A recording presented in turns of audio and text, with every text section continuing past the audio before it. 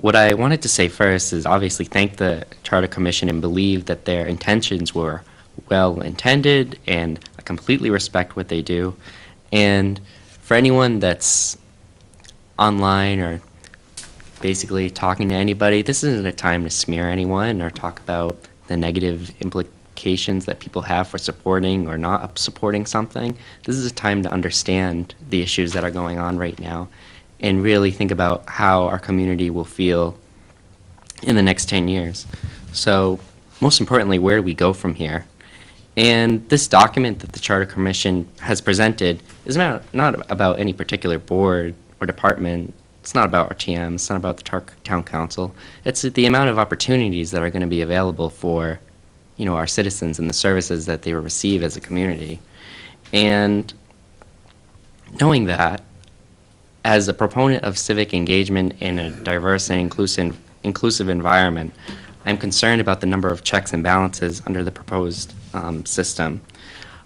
As an advocate of reform, I do think it's great that the Charter Commission has recommended a system for initiative petitions.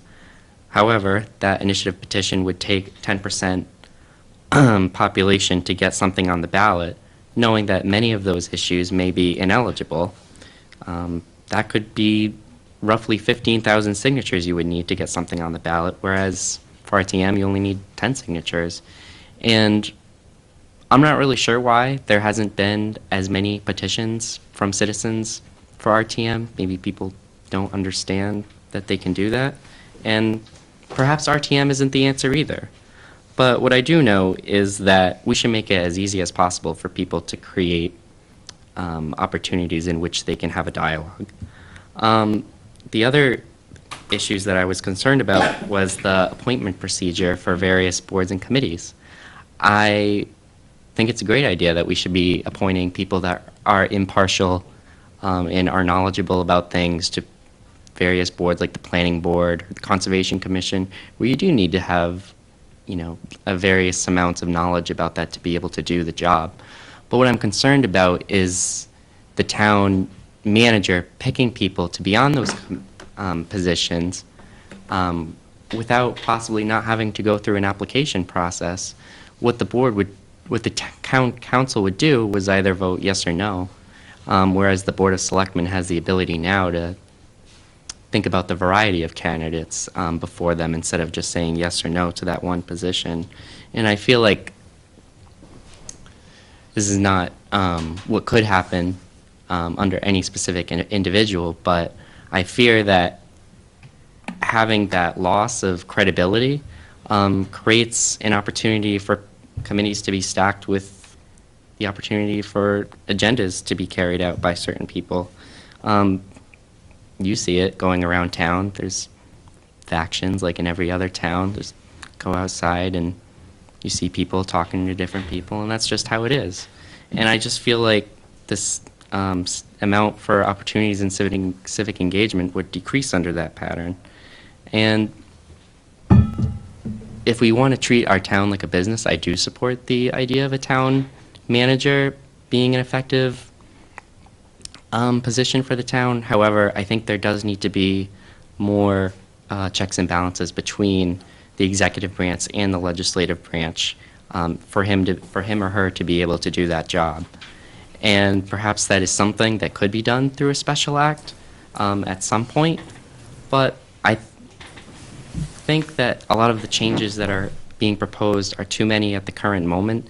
And I see a lot of great things happening in town right now, not only on the school side, but on the town side as well, in terms of working towards getting more economic development. And I really wouldn't like to see that be jinxed over anything at this moment. And one of the biggest concerns I have about the proposal is the budget process. Just sitting through this meeting tonight, there was a lot of questions and debate about where money should go and how it should be allocated over the next year.